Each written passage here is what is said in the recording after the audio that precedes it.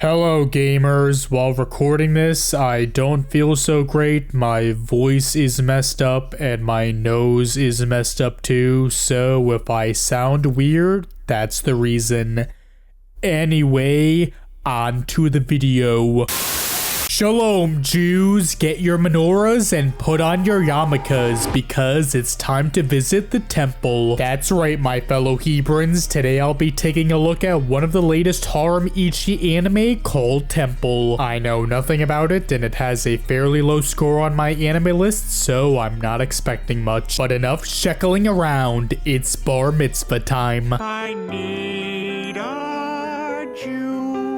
So, the anime begins with a flashback of our main character Akagami with his father. His dad tells him that he's going to have sexual intercourse with as many women as possible and then abandons him because insert racist joke here. Years later, Akagami is now he doesn't want to fall in love since he doesn't want to turn out like his dad and become a giant. However, one night he meets a cute girl named Yuzuki and falls in love with her. I got a boner! But because he's gay and doesn't want to fall in love, he decides to become a priest and live at a temple instead. Hi, welcome to Chili's. But then, stinky, it turns out Yuzuki, along with her smoking hot sisters and friends, live there too. So now Akagami must work here while also controlling his sexual desires and not filling the girls' coochies with his And that pretty much sums up the first episode, and for the most part, it was actually good. The story isn't anything special. In fact, it's pretty generic. Even the setting of taking place at a temple isn't anything new since Amai Buddha already did that. Yuragi also takes place at a hot springs inn, but it looks like a temple, so I'm gonna count that too just because I can. But yeah, I'm fine with its premise being cliche since its characters and comedy make up for it. I'll get into the characters later, but surprisingly the show was decently funny. Hey there, what's up? I'm over here stroking my dick. I got lotion on my dick right now. I'm just stroking my shit.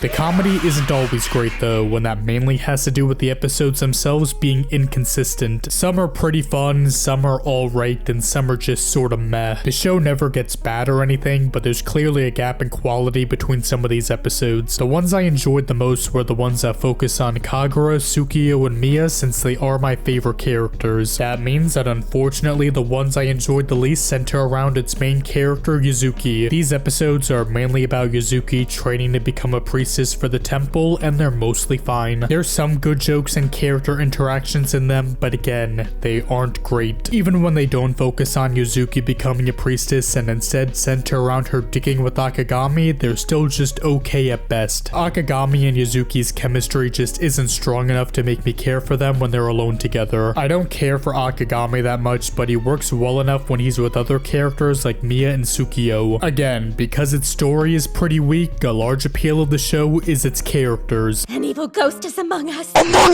So yeah, a lot of the show is a bunch of typical harem ichi nonsense, which is perfectly fine since its story isn't anything special. Because of that, I really don't have much else to talk about, so let's talk about its ending real quick.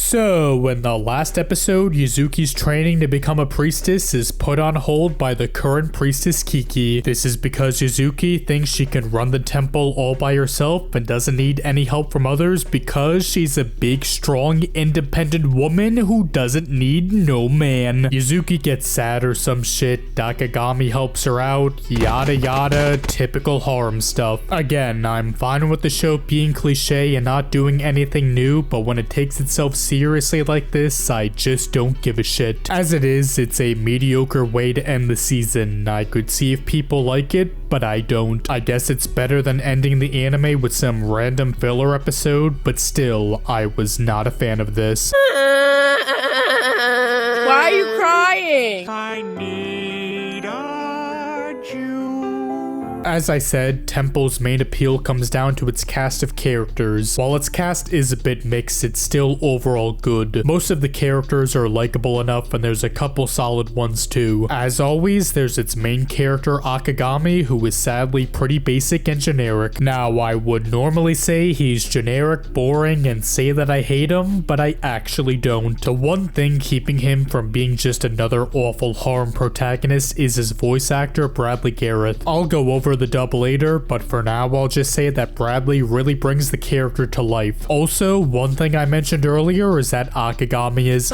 so that's weird that a dude his age is going after 17-year-old pussy. Is that okay? Is that normal? I don't know. Let me know what you think about the 4-year age gap down below. How it feels to chew 5 gum. Stimulate your senses. Anyway, Jews and Jewettes, it's time for the moment you've all been waiting for. It's time for the waifu wars, where I officially rank each girl from worst to best. It's penny pinching time. Watch me whack off! Number 6. Kiki. She's the priestess at the temple. She has fat tits, and that's about it. Number 5. Yuzuki Alba. Yuzuki is okay. Not bad, not good, just alright. She's clumsy, strong, and also has a nice pair of hooters. My main problem with her is that most of the other girls are just more fun and entertaining. There's nothing inherently wrong with her. She's decently funny and fine enough, but she gets the second most amount of screen time behind Akagami, which is a bit annoying because again, the other girls are just more likable. That being said, I'd still suck the milk out of her knockers. Number 4. Karage Alba. Well, call me an Eagles fan and give me a cupcake because Karage is better than her big sister Yuzuki. Karage doesn't really do much, and besides Kiki, she's the only character who didn't get an episode dedicated to themselves. It sucks because when she is on screen, she's pretty fun.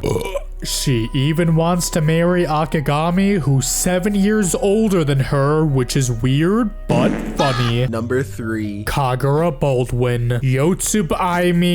Kagura is Mia's best friend and servant. She likes recording people and uploading the footage to LiveLeak. She's kind of an asshole since she wants to kick Akagami out of the temple, but that's okay because she's super duper hot. I still can't believe she married Futura. Number 2. Tsukio Alba. Out of the 3 sisters, Tsukio is the best because she has the nicest breast. Like Kagura, she was kind of a hobknocker at first for trying to get rid of Akagami, but then realized he's a guy that isn't bad.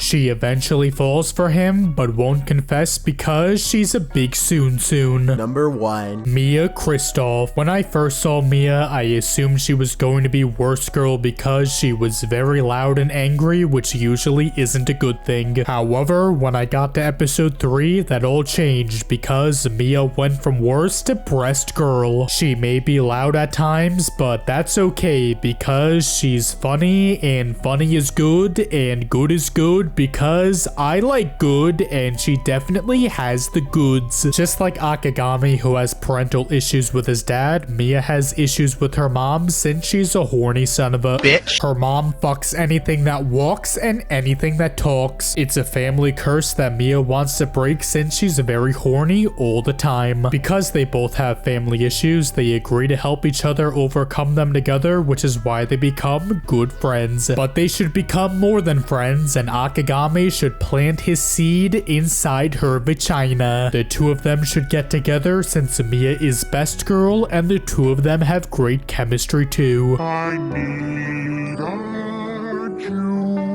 The anime was animated by Studio Gecko and they've done jack shit. That being said, the anime looks fine, I guess. For a decent harem anime, it's pretty much what you expect. Animation is lacking and unimpressive, but the girls are cute and well drawn. There's also some solid expressions, which is always good.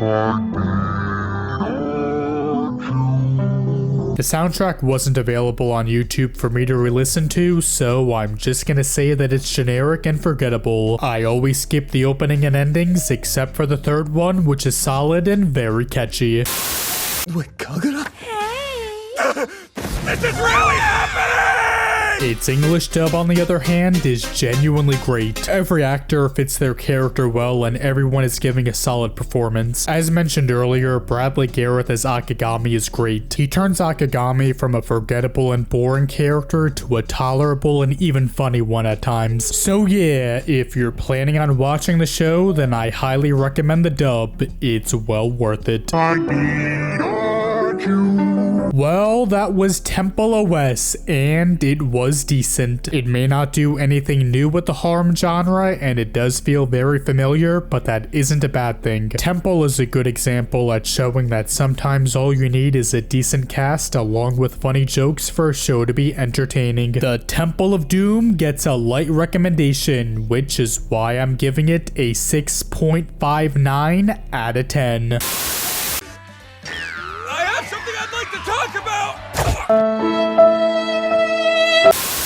Well, that's going to do it for this video. If you liked it, you can leave a like, comment, share, subscribe, or even support me on Patreon. Link down below. Also, be sure to subscribe for my 7-hour review of the greatest anime of all time, Heaven's Lost Property, because that'll be out by 2050. Anyway, happy Hanukkah to all my fellow Jews, Hebrews, Catholics, and atheists.